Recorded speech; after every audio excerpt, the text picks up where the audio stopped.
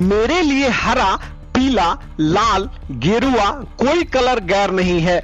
ये सभी हमारे अपने रंग हैं। सिवान के पूर्व सांसद मोहम्मद शहाबुद्दीन की पत्नी हिना साहब के इस बयान से बिहार की सियासत में भूचाल आ गया है।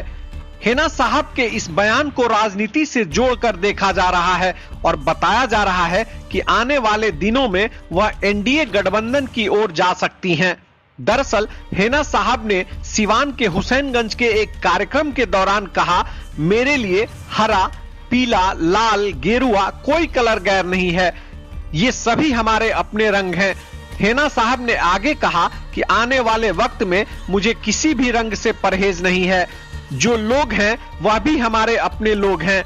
वैसे तो यह हिना साहब की सिवान की जनता को लेकर एक सीधी सी प्रतिक्रिया है, लेकिन हर बयान में सियासी मतलब निकालने वाले लोगों का मानना है कि यह पूरी तरह से हिना साहब के जेडीयू या लोजपा में जाने के संकेत हैं।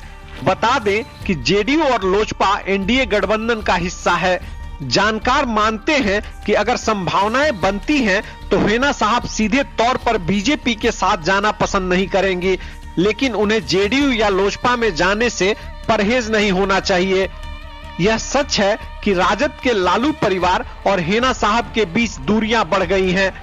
बीते कुछ साल से दोनों तरफ से खुलकर कुछ कहा तो नहीं गया, लेकिन गतिविधियों से इसके संकेत मिले कि राजद और शहाबुद्दीन परिवार के बीच सब कुछ ठीक नहीं है। इसी बीच लोजपा के चिराग पासवान का लगातार शहाबुद्दीन परिवार के साथ मिलना या उनके घर जाना भी कहीं न कहीं ये संकेत देता रहा कि कुछ संभावनाएं तलाशी जा रही हैं।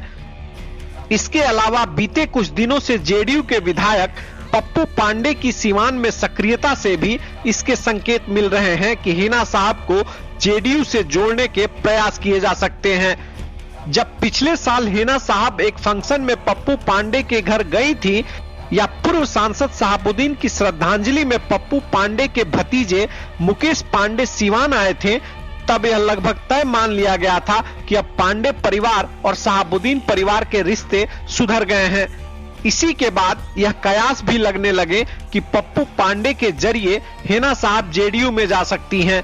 हालांकि अब आने वाला वक्त बताएगा कि क्या मोहम्मद शहाबुद्दीन की पत्नी हिना साहब एनडीए में शामिल होंगी। अगर ऐसा होता है तो यह सिवान समेत बिहार भर में राजनीति के नए समीकरण की शुरुआत होगी।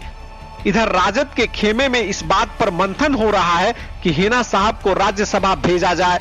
दरअसल राजद के एक राज्यसभा उम्मीदवार अशफाक करीम बीते कुछ समय से विवादों में हैं।